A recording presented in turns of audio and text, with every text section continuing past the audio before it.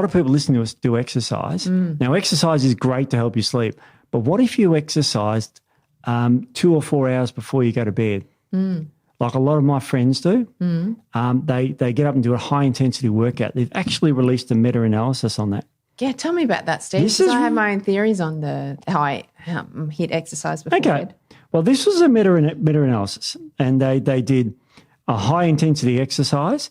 They said moderate intensity exercise generally recommended for improving sleep, whereas high intensity exercise prior to bedtime is often discouraged. This is what the first line of the paper, so I'm reading it word for word here. Yeah. And this study is published in the effects of evening high intensity exercise on sleep in healthy adults, and it's a systemic review and meta-analysis. So it's many, many studies on this, on the high intensity exercise. And what they found was that overall, acute evening high-intensity exercise performed 2 to 4 hours before bedtime does not disrupt nighttime sleep of healthy, young or middle-aged adults. I went, what? And I read through the study and I looked at all this sort of stuff, and they're right.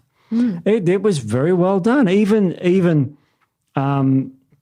you know, where they looked at, you know, rapid eye movement or non-rapid eye movement sleep, it was better to, you know, it's still actually what didn't disrupt your sleep.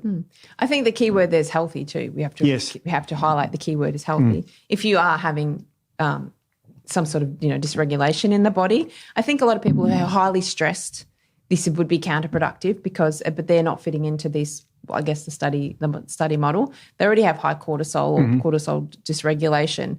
So that's going to push them. But they shouldn't be doing high-intensity exercise at any time of the day, let alone before bed. That's exactly right. But if you don't have any major health issues, your adrenals are nice and healthy, then, yeah, apparently it sounds like it's fine to do. They did find that a subgroup of these individuals cause lack of sleep. And you know what these these people were doing?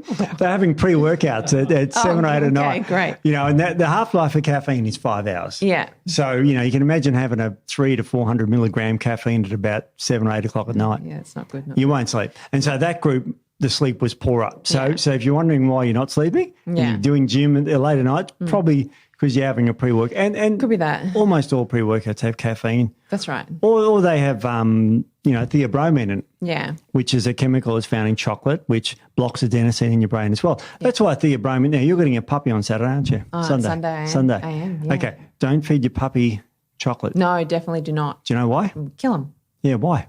Because the theobromine in it. That's exactly right. Yes. Theobromine, they have problems regulating theobromine in their brain, and it just excites their brain to death. So really interesting. Yeah, I think that's interesting. But I think also if you're having sleep issues, probably don't do high-intensity exercise. But if you're not having sleep issues, then high-intensity exercise sounds like it's not going to have any major impact, negative impact. And what they found, they did another study here, and they did this on I'll read the study out because it's a long one. Effective morning versus evening exercise training on sleep, physical activity, fitness, fatigue, and quality of life in overweight and obese subjects.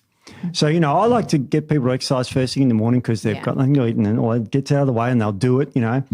But they looked at this study, and what they found was, and I'll get to the conclusion straight away, evening moderate intensity exercise could be an effective alternative for overweight obese adults when morning exercise is not improved because it helped them sleep. There you go. And that was moderate exercise in the evening. Yeah. So you know, when you're treating someone who's overweight, for example, and you say don't exercise in the evening because it'll keep you awake. No, you can. Yeah. Don't take caffeine before you work out, blah, blah, blah. But it really does help you sleep. Isn't that remarkable? I do think a nice walk before sleep in the evening is very good. Yes. Because it actually helps reduce your cortisol levels as well. Absolutely. Do it, you know, maybe don't go to a gym and go on the treadmill with all the music and the lights and things like that. It's overstimulating. If you all have the good-looking problems girls with sleep in lycra. anyway. Yeah, well, whatever you like to do.